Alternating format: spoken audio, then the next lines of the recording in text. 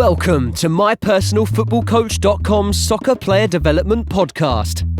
Discover all the secrets, hints and tips about soccer player development and soccer coaching from some of the leading figures in world soccer. Here's your host, Saul Isaacson Hurst.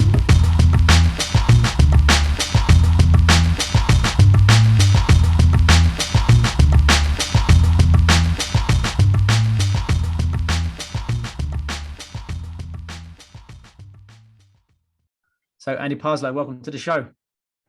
Thanks, all. Thanks for having me on. Yeah, can you just give us a brief outline of your playing and coaching journey up to this point? Yep, playing experience is very limited. I was a very average forward when I was younger.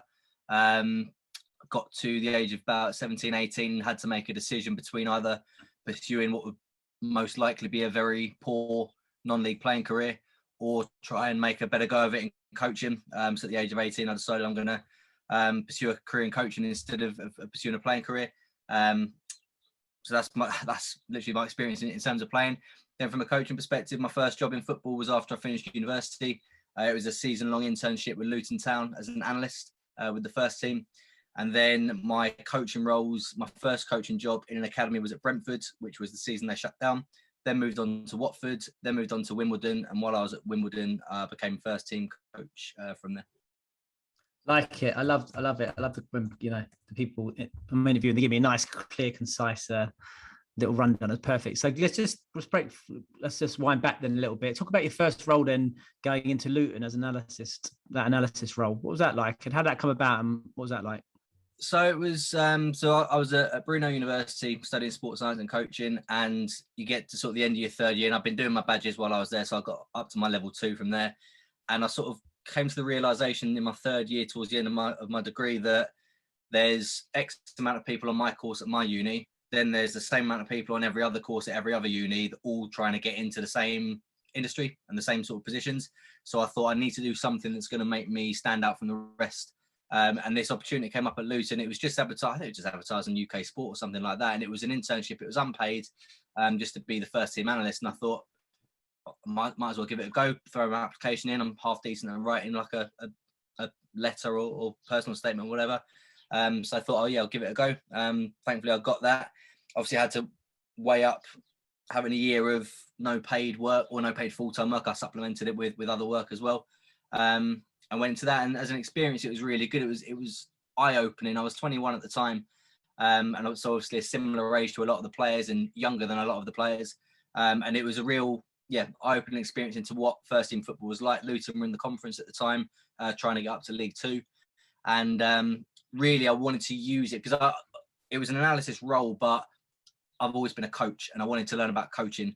But I saw this as an opportunity to go in at a first team level and see coaching firsthand.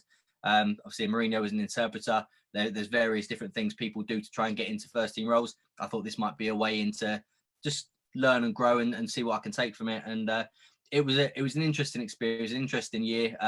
Manager changed halfway through. Team massively underperformed in the league, but got to the 5th round of the FA Cup.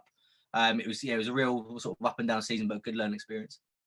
And mate, interesting. Like, wow, I was just thinking, what amazing experience to jump right into first team football with your first sort of job, even if it's like, the internship. Unbelievable, must have been unbelievable. Just tell us, were you like worried maybe about going in as an analyst, thinking, if I'm going in analysis, I might never become a coach? I've heard this before. Some people say, they may go in the analysis route, and then maybe they struggle to transfer into the coaching route because maybe they just make their role so successful. Did you have any anxieties about that? No, I wouldn't say anxieties. The way I looked at it, as I said, I was 21 going into it, and let's say I work in football until I'm 60. That's 40 odd years where I've got the opportunity to transfer from analysis over to coaching if analysis progresses from that. So looking at it as a long-term game rather than just what's happening right at this very minute, that was, as I said, it was a way in, it was nothing more. And if it grew, then it grew. And if I was able to transfer over to coaching early, then even better. So no, I wouldn't say I had any anxieties about it. It was more an opportunity, that's all. Amazing. Like, I'm just thinking, like, what was that like then in reality, jumping straight into first team football? I mean, what were the main challenges about being in that environment? Quite a young man as well, quite a young man, 21, coming in, and also, that old, not coming in as someone from professional football as well. I remember myself coming to academy football, and without having a great professional or any professional playing career, maybe as long as aside some of the people who'd been superstars in the game. I've got no issue with saying I got it wrong when I was in there in terms of how I operated on a work perspective, but how I carried myself, I guess. So as I said, I was 21. I wanted to be a player. So when I'm in there with the other players and they're a similar age, I want to be in the change room having banter with the players. And I didn't separate anywhere near well enough from the people that are my age and the people that are in my position. So really what I should have done is separate myself from the players and be with the staff, obviously link in with the players and communicate and interact, etc., but not trying to live vicariously through the players and try and be like that. So I've got no issue with saying I got that wrong. And I'll give credit to my missus here because she told me at the time I was getting it wrong as well. But that was part of the learning experience. I think it was difficult. So I wasn't sure entirely on what the role was going to be going into it. I didn't know if I was going to be standing at the front on a Monday morning telling them what they should have done better and what they did well in a game. And I thought, well, I'm in absolutely no position to do this. I haven't really got any coaching experience. I've got Sunday league coaching experience and I've got 0 playing experience. So how am I going to tell Andre Gray, for example, who was in the team at the time and obviously now plays championship now for QPR. How am I going to tell him what runs he should be making? I don't have this information yet. Turns out it wasn't that. It was more compiling analysis based on what the manager wanted. So he would tell me, I want all the examples of our final third entries, or I want every time the opposition played direct from a goal kick and how we position for a second ball. And it was more, so the only real analysis I needed to do was work out what I thought he meant and see if I could use my eye to highlight good examples, poor examples, that sort of thing. So it was, I was sort of taken out of the firing line to a certain extent.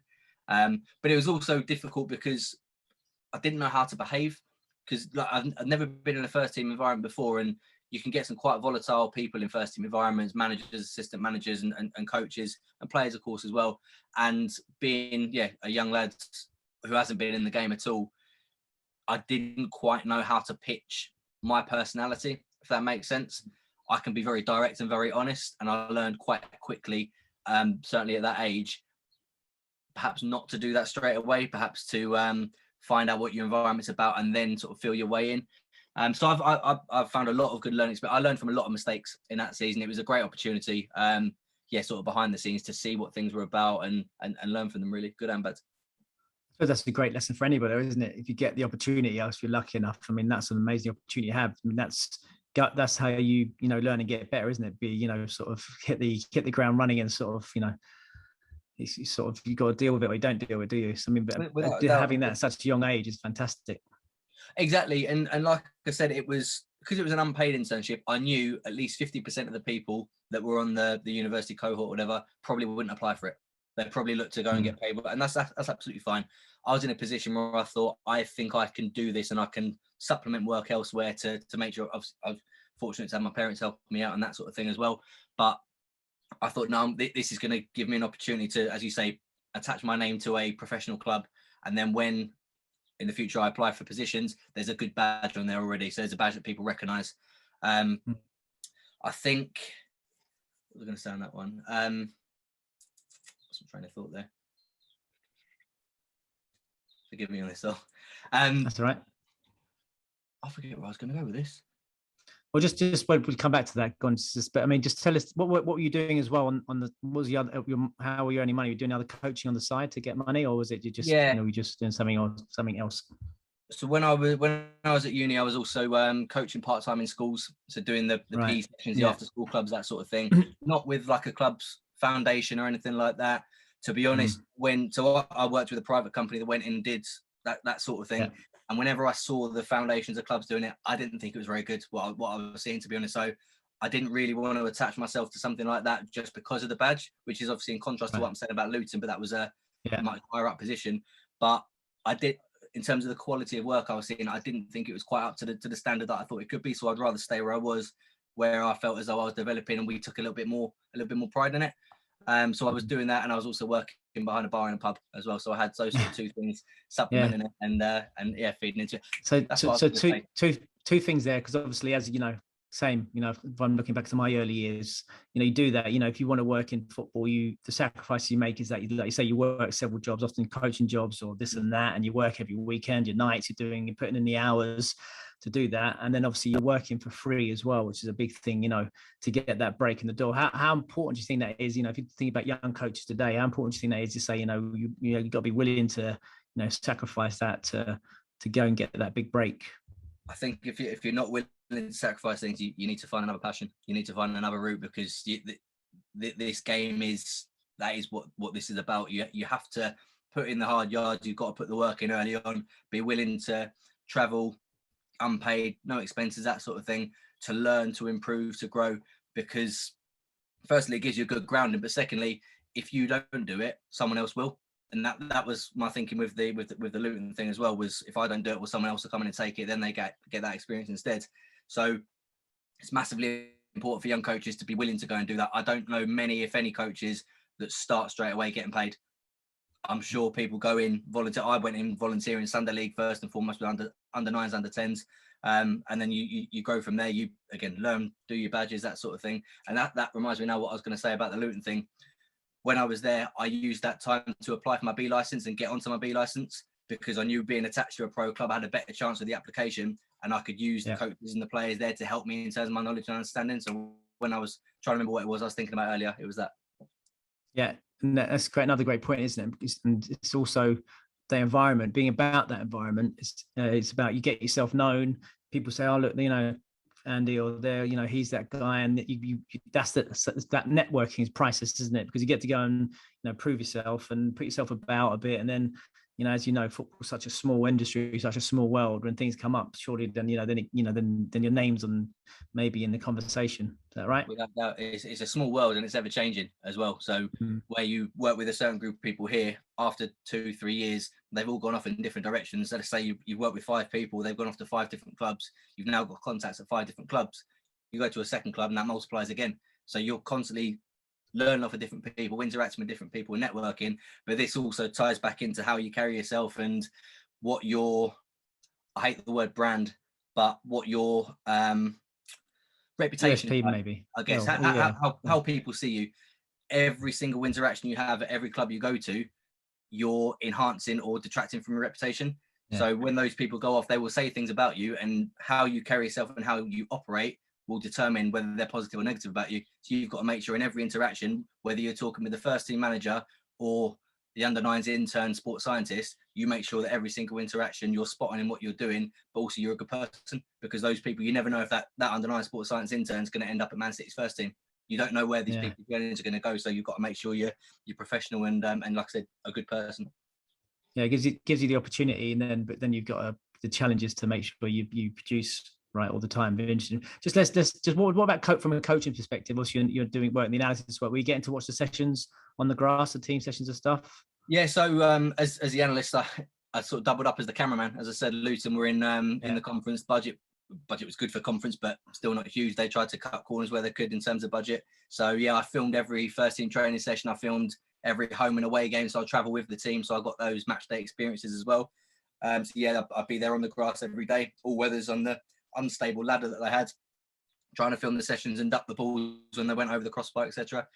So yeah, I got a real good experience of what it looked like day to day, and how things sort of grew from pre-season through to the end of the season. And being in sort of the office as well, I would be able to hear the planning and these sort of the conversations that would go into devising the sessions, picking the teams, etc. So it was good to be a fly on the wall. If I'm being critical of it, I wish I was a little bit older and a little bit wiser when I did it, because I think I would have taken in more. But at the time, it was, as I said, a really good experience. So what are the main takeaways from coaching perspective? Obviously, you're going in as a level 1, level 2 coach. You're applying for Europa B, but I mean, first team football is a million miles away from those courses. What are the main things that you took away and thought, as a working, seeing those coaches on the grass? I think one-to-one interactions. So, right. And this wasn't even necessarily just on the grass. This was in the office with one-to-one meetings and little chats here and there. But treating each player, although they're part of a collective, making sure you treat them as individuals, as their own person. And that's something that I picked up. detail in terms of, like Luton played fairly direct. They had a couple of big forwards at the time, and as I mentioned, Andre Gray played as well to run in behind. And I sort of looked at it. This was around 2012 time, so when Barcelona were probably at their absolute best at the end of Pep Guardiola's era there, and everything, and certainly in my brain, everything was that style of football. And so I was going into Luton and seeing this, and I just always assumed we just lumping up to the big man and flicking it on. But I just saw a little bit more detail around second balls, around the type of run you make based on the trajectory of the ball when it struck towards the forward. So little bits of detail here and there. I learned to look at things in a little bit more depth. Also, and this actually links probably into my role now, just a little bit more around restarts and set pieces, a little bit more detail around that, throw-ins, corners, that sort of thing. It just started to lay a little bit of groundwork. I wouldn't say there was anything in there that was absolutely revolutionary, but there are probably a few seeds that were planted that have allowed to sort of grow since then. I think it's what you said there is really important, isn't that detail? Because you can't help but learn when you're in that environment around those, first-class coaches, first-team environment, and when the players, and you see them on the grass, seeing what they're not only how they're playing, but how the coach is talking about them, and those technical and tactical details which you pick up, which are priceless. Tell us about then you go to Brentford. How did that come about, and what happened there? Did you just go in just as it was going to close them down? Did you? Yeah. So in between there, I worked with Wycombe's development centre and Curva coaching, as well as I was getting my B licence and doing my youth modules and that sort of thing. I was a little bit naive in terms of academy football. I thought as though you couldn't get in the door unless you had your B licence and had your youth awards. Then finally, after I got both of those, I sent out a few emails. Stuart English got back to me at Brentford, invited me in, and essentially I just became part of the coaching staff. Then I realised that there were people still on there, youth award, going through their modules, people that were on their B licence. And again, if I had my time again, I would have gone and just asked the question earlier on in my journey, because the worst case scenario is to say no, in which case I'll go and find somewhere else instead. But even to go and sort of shadow and learn for nothing, to go and learn off these people, it would have been handy. So anyway, went in at Brentford. So it was the 2015-16 season, first job in academy football. I wasn't assigned to an age group. I was just an academy coach, and something that I felt we did really well there is we made sure that every coach knew every single player in every age group. So when it came to retain and release at the end of the season, everyone could have a say with some knowledge about the player and about the person, rather than just being down to one head coach and his assistant. So there was just a bigger pool of knowledge and understanding. As a result, a lot more sort of conversation and discussion about that sort of thing. So it was a lot more thorough. So I went in. So on a Tuesday, for example, I was doing under 15s and under 16s in a sort of five-a-side hall in Osterley. And then on a Thursday night or a Saturday morning, I'm doing the under 7s pre-academy. And it varied. Then on a Sunday, I'm taking the under 11s or the under 12s, assisting one of the coaches there. So each group had a head coach for a double age group, and then some assistants that would circulate around those groups as well. That was a phenomenal experience for me, because the environment that we had at Brentford was outstanding. And you've had a couple of the coaches on the podcast. Danny Buck, I remember from a while back, was on there. So the caliber of coaches there was of a very, very high standard. And I thought, it's quite funny looking back now, I thought that was just academy football. I thought that was the case across the board. And I learned quickly that it wasn't. After that, that was just the environment that we had at the time. We used to sit down for an hour and a half after training sessions, just hammering each other's training, just hammering the practices. Any little detail that we could try and pick people up on, we'd pick people up on. This was spearheaded by Ozzy Abanji, who was the academy manager. And this was the mark of a good environment. When Ozzy wasn't there, wasn't present at the session, it would still carry on. That's how we knew we had good standards there and a good culture. And just those little things. So you'd sit there after a session, you think you've had a half decent one, like everything flowed really well. You got some decent points across. You felt as though the players got better. You're feeling quite good. And then you go in the meeting room after, and just something length of an intervention, how quickly or efficiently you gave out the bibs at the beginning, how you introduced the session, anything, how long the drinks breaks were, anything that could be picked up on, you get hammered on. And you go away from that session where you felt quite good, feeling a little bit downcast from it, a little bit downbeat. But you come back for the next one and you're absolutely on it again. And it was just a way of keeping everyone on their toes and making sure that those things you get picked up on at the end of one session on a Tuesday, on a Thursday, they're spot on. But then there'll be something else. It was constantly pushing for better all the time. So that environment I found to be very, very progressive first and foremost, but probably the most elite environment I've been part of before. Yeah, incredible environment. Now, obviously, I've known Danny for many, many years, a very good friend of mine, and obviously I know Ozzy, who I used to work at Tottenham with. I almost came to work at Brentford very closely a couple of times, and yeah, it's full of like top coaches who've gone to work other places, and a shame really it got closed down because of maybe sort of short-sightedness from the management, because unbelievable some of the players that have come out of that program as well, but an unbelievable academy, a punching above its weight, and really interesting. So tell us a little bit about then what are the major coaching things you took on board then from there, from working with those top coaches in that environment. You talked about obviously the reflective nature and and looking at each other's decisions, but what about basic on the grass things did you take away and improve, and the main takeaways from that time at Brentford in terms of your coaching methodology? Okay, again, detail was right at the forefront, so all the technical detail. Session design, so making sure, this will sound very obvious, everything is logical, everything makes sense. You can answer the question why on everything that you're doing. So why are you doing that? Why are you doing that? You've got to have a reason behind it. So there's always a rationale behind what you're doing. One of the biggest, and something that I've taken through to first team coaching as well, the importance and value of position specific training. And this would tend to be from sort of under 13s upwards, but the value of loads and loads of repetition of actions that the players need to do to fulfill their position as well as possible, rather than your sort of generic team sessions that would tend to be like a possession session or end zone game or something like that. Things that are going to drill down and get these players loads and loads of goes at what they need to be good at. So a fullback, for example, he's got to have 40 attempts in this session at blocking crosses, at getting out to people, getting your body position right, getting your foot position right, then getting your foot patterns right, using the right foot to try and block the crosses, everything that you need to do. They get loads and loads of goes at it, with success and with failure, with people trying to beat them down the line, people trying to cut inside, people trying to overlap and using their mate to make it a 2v2, just as many different repetitions of those actions as possible. That was probably one of the biggest. But even the simplicity of the sessions, like, I think when I look back at what they were just, and I remember Bucky actually telling me about this. He said he would never ever copy a session off of anyone. If he wanted to coach any sort of action, let's just say overlapping and crossing, he would look at whoever doing it at the weekend for Arsenal, for Tottenham, or for Chelsea, or something like that, and he would look at what happens for them to get into that position, what they need to do to create that opportunity, and then what they do to execute the delivery, and that would become his session. So it's literally taken from the game into a training pitch, and they'll get repetition at that. Now, obviously, it can't be one exact circumstance every single time. It has to be a little bit of variety to it as well. But you talk about game transfer, it's taken from a game. And obviously, it's scaled down a little bit to make it more age specific if necessary. But everything was done based on real situations. So I think they're probably the main things that I took.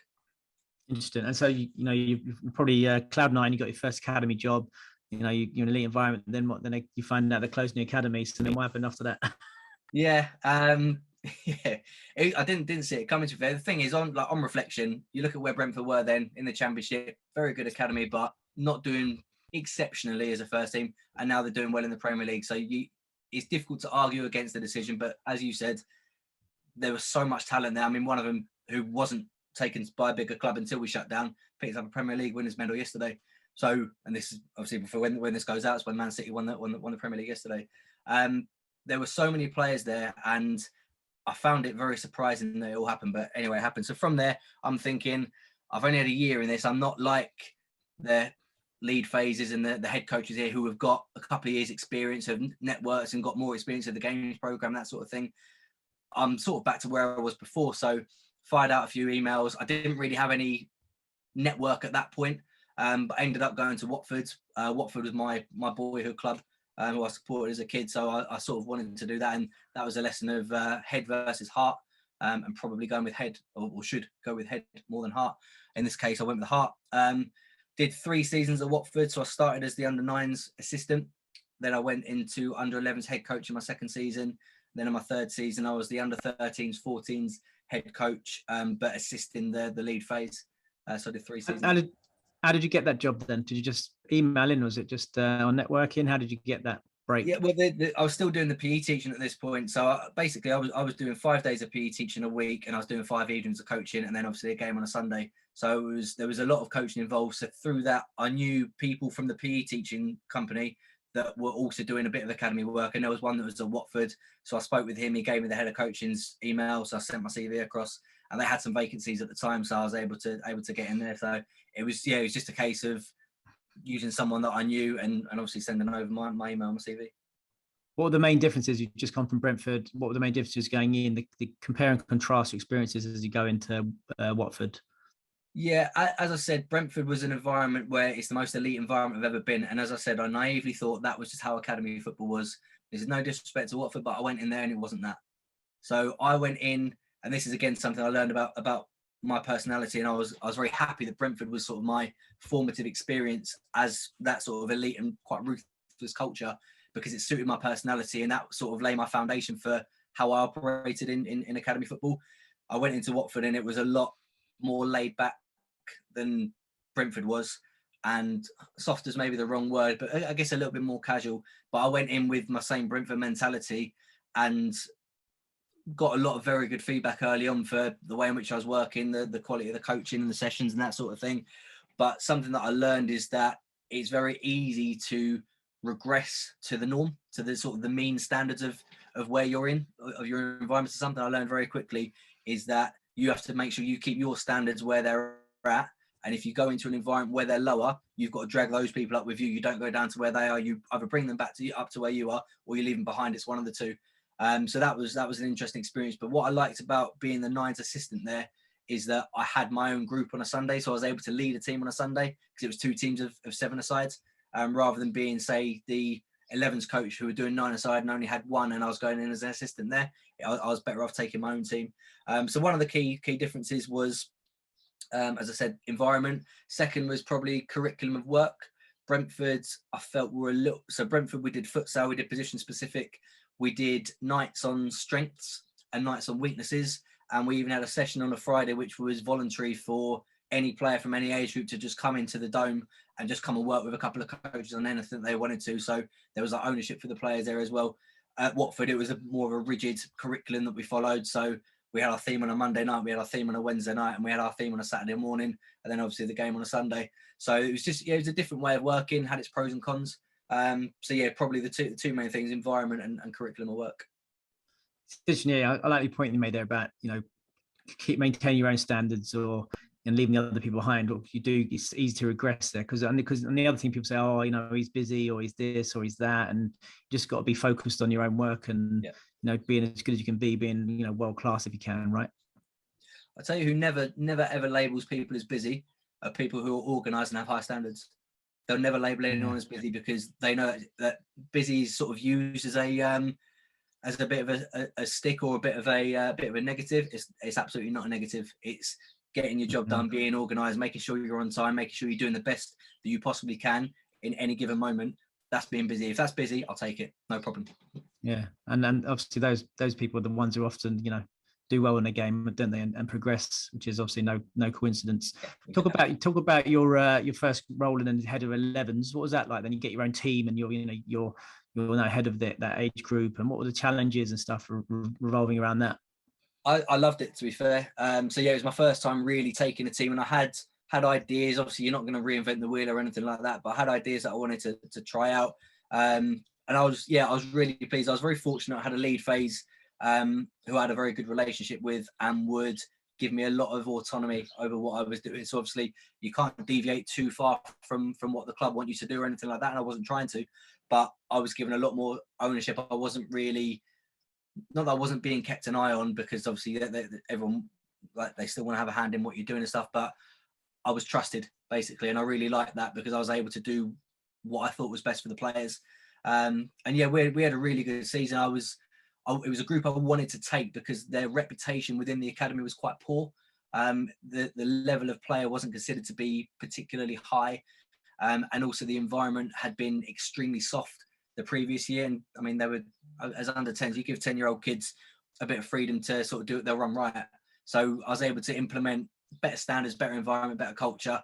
And from that was able to grow the football side of it as well. And it was a really productive and positive season. I was very pleased with it. What were you expected to do? Give us a typical week of you delivering. Did you have to do different themes on different nights? Was there a technical tactical cycle? How did that work? Yeah, so we had a curriculum. There were the themes on different nights. So Monday, we had sports science, which as under 11's foundation phase looked a lot like tag games and that sort of thing. Then we did, it was more of a technical night on a Monday. So again, similar to what I was saying with the position specific, we go through actions that are going to help players, help them to develop their control, their passing, playing off both feet, all that sort of thing. And one that I was really big on as well was scanning. So not just the execution of a technical action, but the awareness around it as well. So the reason behind why they're doing what they're doing. Then on a Wednesday would be more of a defensive evening, so we look more out of possession. And then on a Saturday morning or Friday night, whichever one it fell on, that would be more attacking and more match prep is the wrong word, but more games based. And then obviously on a Sunday we try and tile that together into a fixture. Give us an idea of then what would you do on a Monday? Give some idea of what sort of session you're putting on. Typical session would look like, what sort of stuff, practices you're using. So as I mentioned, I worked for Curver when I was younger, so I used a lot of that sort of methodology. So I would always do some ball mastery. So we do, and again, I would try and do it to make sure it linked to whatever the theme was going to be for that evening. So for example, if I wanted to do to progress it on to, let's say 1v1s with the defender to the side, I'd do lots of like hook turns, inside turns, that sort of thing, just loads of that sort of ball mastery, because it would then link to the practice I was about to do later on. So there was a thread running through the session. So it would tend to look like ball mastery, some like 1v1 actions, unopposed or semi-opposed. So if we did unopposed, I tried to always make sure there was timing in there. So like in terms of the technical detail, it wasn't just a case of, right, do a step over with your left foot and push off on your right. It was going to be you dribbling towards a cone. I want you taking the ball slightly to your left as you go, because that would imagine, if you visualize moving the defender just slightly as you go, then you throw in your step over, put your weight down, then you push off in the other direction. So there was relative detail to what was being done, and it was done without an opponent, but with sort of visualized opposition in there, if that makes sense. So it would make the transfer a bit easier, and they get enough repetition to then do it in sort of an opposed situation. We then take it on to like a 1v1 or a 2v2 type practice, and then we'll put it into a small sided game after that. Interesting. And so let's go move on quickly into you get to the 13s and 14s. Was that lead phase as well, was that? So no, they changed the structure of the academy for that season, and they did what Brentford were doing and had double age groups. Right. And so they had a lead phase per double age group. Then under the lead phase was a lead coach, and then there were two assistants. So I was given the lead coach role, so still part-time. Okay. So on a match day, the lead phase would take whichever of the two teams he wanted to, and then I'd take the other team. I had a lot of away fixtures that season, actually. You get the longest ones. You get the exactly Ipswich away. Yeah, exactly. So yeah, it was a good learning experience again. So the lead phase would dictate what he wanted. He would oversee all of the training sessions and be responsible for like the team selection and match objectives and that sort of thing. And then you'd execute some of the trainings. He would take a large part of it, and then you do other bits around that with the two assistant coaches. So it was a different way of working. It was a bit more like working in a first team environment, to be honest, because of the more sort of hierarchical structure. And yeah, that's how we worked. And training would look different to how it was the previous year, where we had a set curriculum. It was more based on what they felt was needed, which again was absolutely fine. And it linked, as we had a new academy manager that came in that season, was sort of more linked towards the overall sort of methodology and strategy of the academy. Interesting. And so tell us about then, were there any, I mean, you've had quite a nice progression there. You've gone 9s, 11s, 13s, 14s. What were the main, challenges working with those older boys? And any challenges or anything around that? I knew them quite well, to be fair, because when I was head coach of the 11s, there was a gap in the YDP for assistant coach, and so I used to just go and assist all the time. So on the nights I wasn't working with the 11s, I'd assist with the YDP. So again, I was still doing 5 nights a week on top of the 5 days of PE teaching. So I knew those players really well. So the transition was quite easy, and going in as a head coach was quite easy, well, even underneath a lead phase. So challenges, I guess, you're going from 7-a-side football, sort of 7 and 9-a-sides, we did both at under 11s, into 11v11 football. So that was one thing. I think the physical side of things was another thing. And there was a challenge just trying to, I've got a degree in sports science. I had a rough idea. And obviously was doing my advanced youth awards. So they had the physical module where they talk about maturation as well. But it's one thing learning about that in the classroom. It's another thing dealing with it on the grass and dealing with it on match days and that sort of thing, and seeing the differences in opposition and stuff. So they were probably the main challenges, dealing with the physical side of it. I'll be honest, a challenge for me as well was going from being the lead coach of my age group, where I was able to pretty much run it how I wanted to go in and assisting someone and being sort of directed to. That was a challenge in itself and something I needed to be better at than I was. So yeah, I'd say that the physical side of it, but yeah, were probably the main things. So tell us about you leave Watford, and then your next roles is the next coaching roles is Wimbledon, is it? Yeah, that's right. Yeah, so I left Watford 2019 and joined AFC Wimbledon with the under-13s. There were eyebrows raised at the move because obviously the club, Watford, were Premier League club, AFC Wimbledon League One in terms of the first team, Cat 2 to Cat 3. So there were a few surprises, or a few people that were surprised about it. Firstly, I was let go from Watford because, as I mentioned previously about being very direct and very honest, I was in an environment at Brentford where that was very welcome and you could have those discussions, didn't matter who you were talking to. At Watford, it wasn't quite the same. And again, this is where I said I needed to be better in terms of how I managed my personality with people. I would still maintain that sort of honest discussion. And if I think something is not good enough and needs to be better, I'll say it doesn't matter if it's the academy manager or my own assistant, it doesn't matter. That wasn't quite as well received there. So at the end of the season, it was a case of, well, you're not working how we want you to do. Off you go. All right, no problem. I was also having I know that feeling, by the way, when you get maybe you rattle a few cages where, because football can be very, say conservative, and in terms of you come from a different environment and they don't, if you're not maybe toeing the line or exactly, or just saying everything's great, then suddenly you're a bit of a problem, aren't you? It's true, and I think it's so counterproductive because the only reason I can't speak for everyone that operates like this, but the only reason I speak the way I speak and I'm direct is I want the solution, the outcome that we end up with to be the best it can possibly be. And if I'm being presented with something and I think this can be better, I'll provide that opinion, and someone might come back with an answer to what I'm saying that renders my opinion incorrect, and that's fine. We've got to a better solution, but it might be I can add some value here, and it might be that I'm going to say something that you haven't thought of. And if you can't actually back up what you're saying when I challenge it, maybe what you're saying isn't good enough.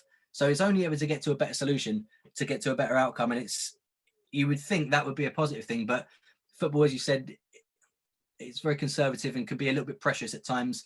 And yeah, that was just the outcome. But that's football. It is what it is. So ended up going to AFC Wimbledon because I knew that was an environment where my personality would be welcome and I'd be able to do what I wanted to be able to do. I went in as a head coach of the under-13s. So 11v11 football, where I'm able to run things as I want to. Again, still under the umbrella of what the club want. I'm not going to deviate and reinvent anything, but the sort of principles we work by were a little bit broader, rather than being at other clubs. They can be extremely specific, and you try and do it word for word and follow everything to the letter. It was a little bit broader, so there was a bit more room for freedom for me at Wimbledon, and I had a wonderful season. Unfortunately, it was cut short because of COVID. But even during the COVID break, still interacting with players. So we had a WhatsApp group of players and staff and parents. So sending in, I used to do like a little skills challenge in my garden every day. Send a video through to the WhatsApp group, and the players would have to go off, compete, sort of do their own version of it. Send the footage back into the group before a certain time, and the player that did the most repetitions in the quickest time or something like that won the prize for the day or went through to the next round of it or whatever. So just did loads of little things, but having the freedom to do that, when you're given that freedom, it allows you to be more imaginative and be more creative. If you have to constantly toe the line and do what you're told all the time, you don't think of those sorts of things. So it was a great opportunity for that. Then I stayed with that team into under-14s. Again, had a really good start to the season, really enjoyable. To be honest, just being back on the grass after the COVID break was wonderful in itself, but great being back with that group of lads. And then midway through that season, I got pulled up to the first team as a set-piece coach. How did that happen? Obviously, Robbo was it? Robbo goes into the first team. So Robbo knew you from the academy and brought you in. So what was that like? What experience have you had in doing set pieces before that? Very limited, and I have to say it was I never got into football intending to be a set piece coach. That wasn't my my objective. I talk about freedom and broader principles and being able to do things. I've always liked set pieces, and the group that I was working with, I felt as though sort of because we had a dedicated match prep period in a session. So on a Friday evening or Saturday morning, you'd have time for match prep where you can work through how you're going to press, how you're going to play, that sort of thing. I always kept 10 minutes at the end for set pieces just to try something different, because you get sort of 7 or 8 corners in a game, for example, and I couldn't understand why you wouldn't have a strategy, why rather than just sort of putting the ball in the box and hoping for the best and the biggest player heads the ball. I thought if we can try and work something out, it's just like the buzz the players get when a set piece comes off is unbelievable. Like at those, even at first, but at those ages, so it just gets the players excited. So that was my only experiences. I tried things out. We got quite a lot of success from it, and of things coming off, and reputation just started to build within the club.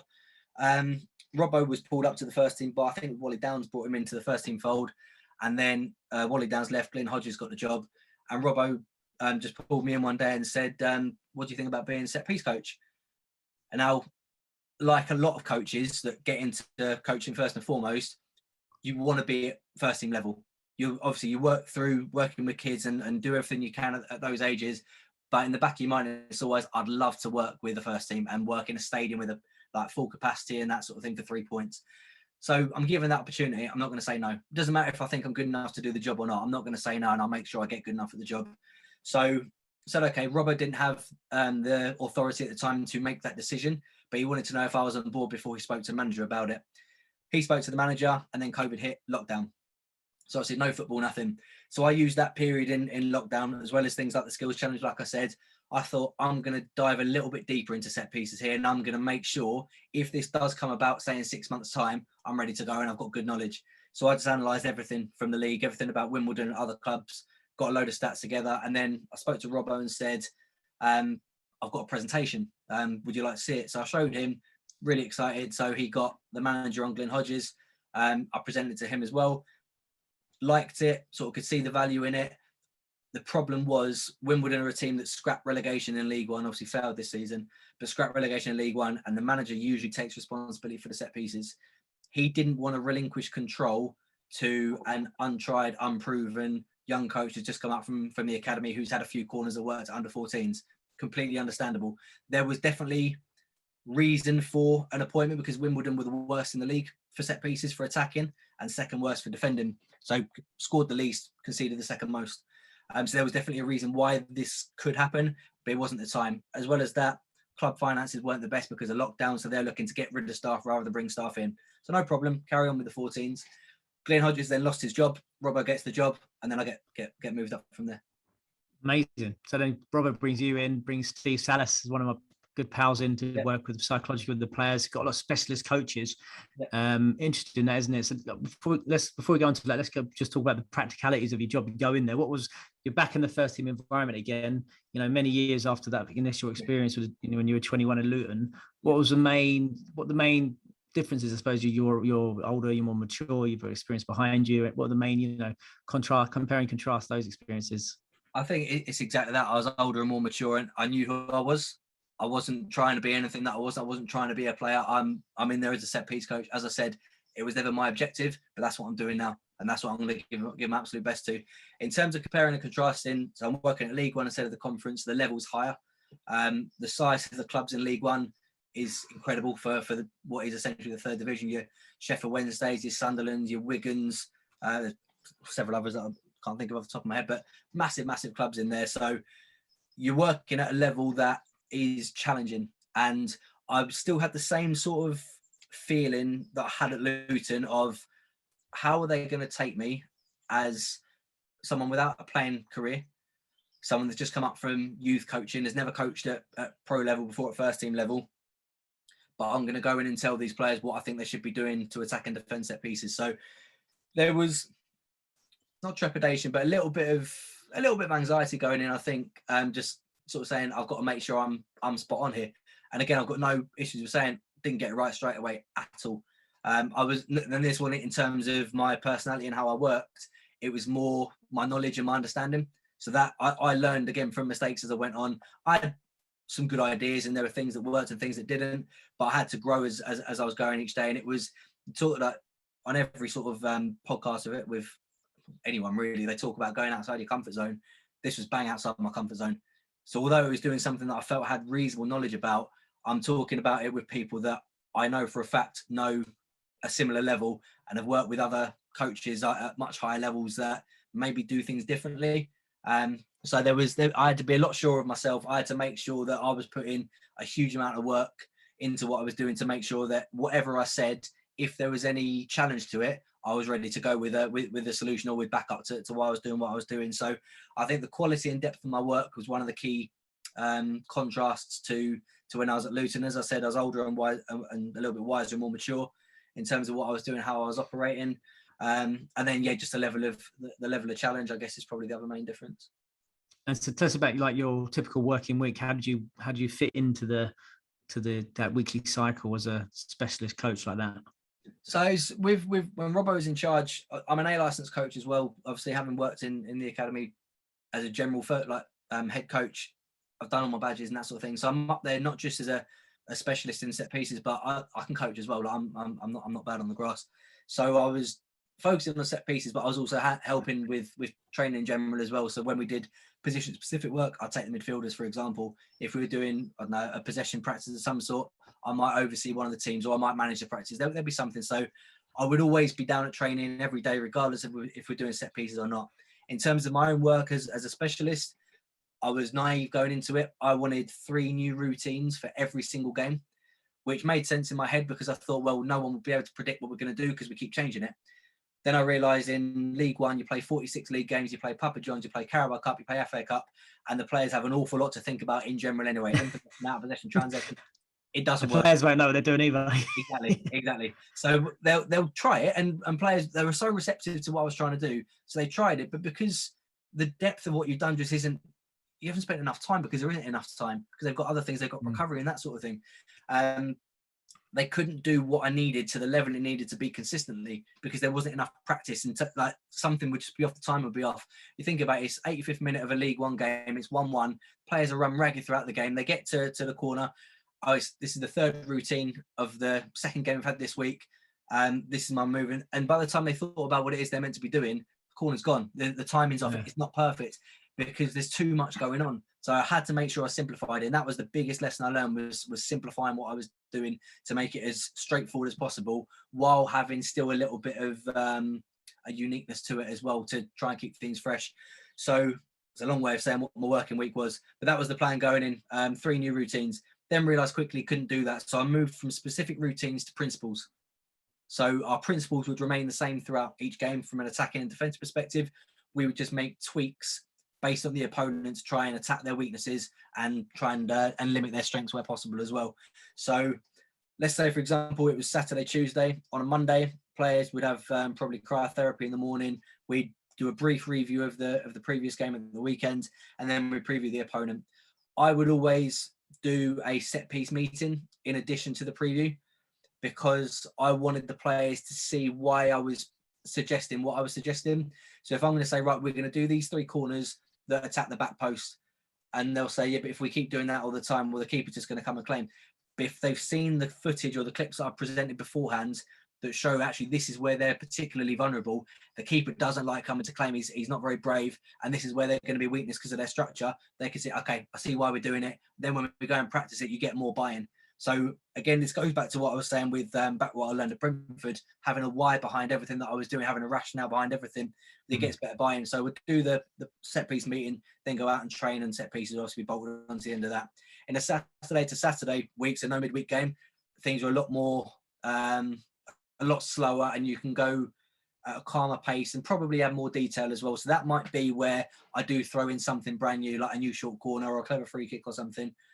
Because you've got the time to sit down with players individually, go through some ideas, do some run-throughs unopposed on the training pitch, and then by the time you come to the training on the match day -1, then you can do it in real time, and they've had enough repetition throughout the week where they can do it to a more consistent level, but still having a hand in all the training as well. Then unfortunately Robbo lost his job around about March, April time. New manager came in with an assistant, so we had a huge coaching staff by that point by Wimbledon standards. From that point, it was just, Andy, you just do set pieces, we'll do training. So fine. So I didn't need to go out to training each day. So I was able to do a lot more in-depth stuff on the set pieces, but I did miss being out on the grass and doing bits and pieces here and there as well. So I still found myself down there every now and then. But my week, I was able to get a lot more work done in terms of my preparation at work with the new manager. Whereas beforehand, because I was doing other things as well, I would do a lot of my prep at home, sort of between 4:30 and 7:00 in the morning. That's when I do loads and loads of prep, because then when I go into work, I can be what I need to be to help out from there. So it was a very congested working week for the majority, and then it was a little bit slower towards the end of the season. Interesting. And I'm when I was lucky enough to work at Arsenal a bit with the 18s as a specialist technical coach, and what I've seen, big shout out to Terps, who does the set pieces there, also does a goalkeeping coach. I know I've been there in a game, and then the coach says, "Oh, come on, Terps, there's a corner here, who should be where," or that sort of thing. Is quite, you got to jump up and be alert and stuff. I mean, what's that like when you're playing in front of 5,000-10,000 fans or whatever like that? Is that, feel the pressure coming down on you, or what's? A little bit. I was fortunate in the season when I got the role. Football was played behind closed doors, and this. Right. Remember, I said that I learned from mistakes, and I can't say I didn't know what I was doing, because I did know what I was doing, but I wasn't the level I am now when I started. I was nowhere near. We didn't score for about 11, 12 games from a set piece from when I got the job, and having no one in the stands made that a little bit easier, because I guarantee I would have been getting pelters from my fans for not producing, because it's one of those roles where it's very clear when you succeed, and it's very clear when you don't. Either you score or you don't, or either you concede or you don't. So it's very, very binary, very objective. So not having that pressure around was quite helpful. I was fortunate then towards the end of that season, behind closed doors, we scored quite a few goals, and we stopped conceding them as well. And then this season, the beginning of this season, we scored a hell of a lot of goals. So the crowd were with me. So I thoroughly enjoyed the pressure. So I used to stand up for every set piece. So the assistant manager, Rob Tudor, would sit down, and I'd get up and I'd try and orchestrate and direct as best I can. Now, when you're at Stadium of Light and there's 40,000 people there, and they're screaming and shouting and booing and stuff, from the penalty box, the players cannot hear me. So that's when you realise that your prep during the week has to be of such a high level that on a match day, they can sort of take on instruction from you without you speaking, just from certain signals. For example, if I hold up 4 fingers to my centre-back, he knows what that means. That means he's going to go to the near post, or it means he's going to go to the far post. So that prep has to be spot on. So when we go there, we've got that opportunity to still work to the level without the players thinking, what am I meant to do? So no, I really enjoyed the pressure from it. It's not fun when you stand up for a defensive one and we concede, because again, all the eyes are on you as you go and sit down again. But it's part of the job. It is what it is. But no, I quite like the pressure from it. And then going back to what we talked about previously, like I said, I work as an individual, like a technical specialist, position specific stuff, and Steve Salas heads like psychological aspect. Do you think the game's moving that way now, where we're going to have much more specific multidisciplinary team, if you like, and not only at first team level, but academy football as well? I think so. Certainly at first team level. I think the differences in the game could be so finite. You look at the Premier League this season, for example, like the swing on the final day and that sort of thing. You look back over the 38 games, there'll be other games where teams have dropped points based on small little details, and having a specialist in to deal with those details, whatever they are, could make the difference between winning the league or not, between qualifying for the Champions League or not, qualifying for Europa or not, staying up or not. So tying in those differences, Leicester, for example, I think over 50% of the goals they conceded this season been set pieces, and they finished maybe 4 points off of Europe. I guarantee if you even halve that, they're in Europe. Guarantee it. So focusing attention on those little things, it can make a massive difference. I do see the game going that way. I know that like the clubs with almost unlimited budgets, they've got all sorts going on in terms of specialists and that. And clubs lower down the pyramid sort of need to find a way to get these people in to benefit from them, obviously without smashing the budget too much. But I certainly see it going that way. Academy football as well. I think on a physical side, I think we, from an academy perspective, do that quite well. So obviously you have your sports science and conditioning coaches. You get movement coaches in, you get like multi-sport coaches, that sort of thing. I do think, but they tend to be internships, unpaid internships as well. I do think we're going the right direction with that. I definitely think that'll transfer to first team football as well. It's rare in League One or Wimbledon League Two now to have a specialist set piece coach, certainly to have a performance mindset coach. We had a subs coach as well earlier in the season. It is rare, but that's what Robbo's like. For example, he sees things for marginal gains and tries to take advantage. Yeah, it's interesting, isn't it? Academy football there, S&C type, it's always been there, hasn't it? But then the coach is supposed to do, everything. So you talked about the position specific stuff with Brentford, you go abroad, a lot of the clubs will do a lot of position specific work, particularly in the age groups, maybe having specialist coaches from each position potentially, you know, the way forward. It's interesting. What about yourself then? I mean, you talked about you like being on the grass. What do you, you know, what would the future hold for you? Do you see yourself working as like a first team manager, that sort of thing, or head coach? Eventually, yeah, that would be what I'd like the end goal to be. As I said, I'm 31 now. I hope I'm going to have a long career in the game. At 31, I like to think I'm not near the end of that. So there's plenty of time for me to get experience, to transfer over, to perhaps eventually become a head coach or manager. My outlook on it now is different to how it was before. So for example, when I was at Watford, for example, it was always, right, I'm the under 13s, 14s coach now. Really, I want to be the 18s coach.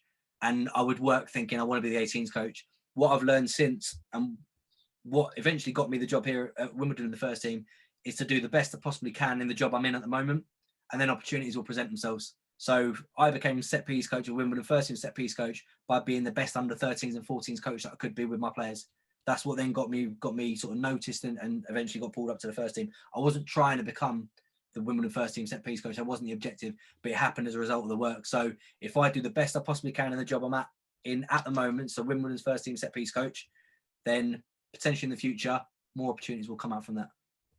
And you know, as they say, there's only one guarantee in football. You know, you're going to get the sack one day. Yeah. Do you know what I mean? So what's that like? And you know, as a with someone with a family, married man, I see a wedding ring. You know, what's that like in terms of you know, because academy football can be similar, but obviously it's just more heightened at first team, wasn't it? So I mean, what's you dealing with that anxiety? I mean, it just comes with the territory. It does come with the territory. It's not easy because it's the same whether you're in the Premier League or whether you're in League One and League Two. The level of patience in football is extremely low. So you're only ever a couple of games away from being in trouble, and then a few more games from getting the sack. Now, for Premier League managers that earn millions a year, it's not that. Obviously, no one wants it to happen, but if it does happen, they'll be all right. The payoff will be all right. Further down the pyramid, that's not the case. So there is that level of anxiety. I got married recently. Also had a little girl earlier in the season, our first kid, and that does play on your mind a little bit. Now, it depends how you use it. You can use it as sort of, you can be scared of it, or it's motivation to make sure you do the best you possibly can.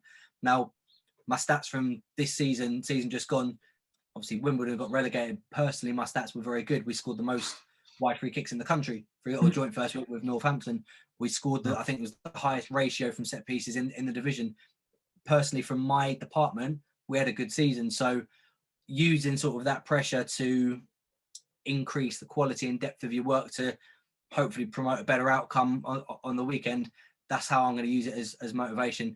As you said, it's the only guarantee in football. So if it's guaranteed at some point, what's the point in worrying about it? You might as well use it as best you possibly can to do the best work you can. And I suppose, like we said earlier, you know, just do the best job you can. You know, do what you can do, and you know, control. You can only control the controllables, right? Exactly. Do the best you possibly can. Opportunities will present themselves. So what advice would you give to a young coach aspiring to have a career in the game? You've done 10 years now in the game. You've had an unbelievable career already. Got another 29 years left by your all accounts of your body, your work clock. What advice would you give to a young coach trying to, you know, make a name for himself in academy football and then maybe first team football? I think firstly, put the work in, and make sure your perception of what hard work is a good one, because there'll be people that say, "Oh, I'm working hard," and in reality, you compare that to someone else, and they're working nowhere near to the level that they could be working. But your perception of what hard work looks like is really important. But put the work in. If that looks like getting up at 4 a.m, putting in 3 hours work before you go to work, and then doing more work in the evening, that's what you've got to do. Because as I mentioned with the university thing, there are so many coaches in the game, or not even in the game, that want to get into academy football. What's going to give you the opportunity? You've got to make sure you put the work in, so you know your stuff. You've got to know your craft. And I mentioned earlier, I don't like the word brand. People talk about building a brand, and that's fine. But you build a brand by the quality of your work, not just by what you portray on social media. So I'm not on social media other than LinkedIn. I don't have it because I would rather use my time to focus on my work, to make sure I'm doing the best I possibly can, putting those hours in, and then my brand will grow based on the results you see at the weekend. So I'd say put the work in and make sure that work is good quality work. And as I said, the perception of what hard work is as high as it possibly can. Second one, be honest all the time with yourself and with other people. So you know when you've had a bad session, you know when you've had a good session. When you've had a bad session, learn from it. When you've had a good session, work out how to improve it. Don't ever settle for it. There's no such thing as a perfect session. Learned that at Brentford because I thought I'd had a good session. I came off and I said to Ozzy, I think I've had a good session. And he said, was it perfect? And straight away, I haven't got a response because I can't say yes because he's going to say no. So I've then got to find ways of what could have been better. So always make sure you're drilling down, being honest with yourself. And like I said, be honest with other people. So I can only speak for my personality, but I don't think I would have got to where I've got to so far. And by the way, I'm nowhere near where I intend to get to, but it's where I'm at the moment.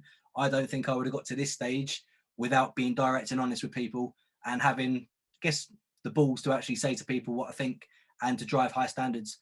I think there are a lot of yes men in football. You go on a coaching course, go on an A license or a B license, you put on a session.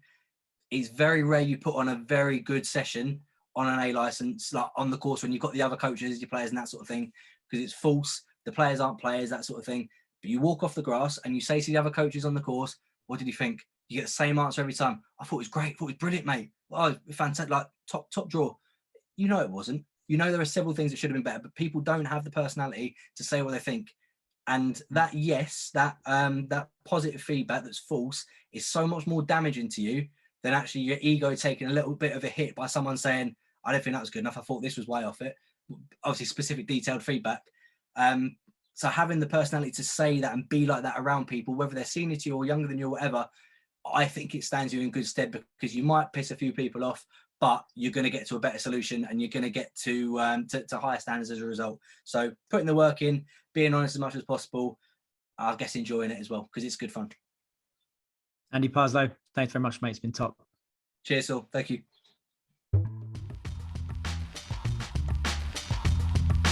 Thanks for tuning in to the MyPersonalFootballCoach.com Soccer Player Development Podcast. MyPersonalFootballCoach.com's Dynamic Ball Mastery Program is the world's leading online individual technical training program, proven and developed at the highest level in the English Premier League. Sign up now to train like the pros and take your game to the next level. Master the ball, master the game.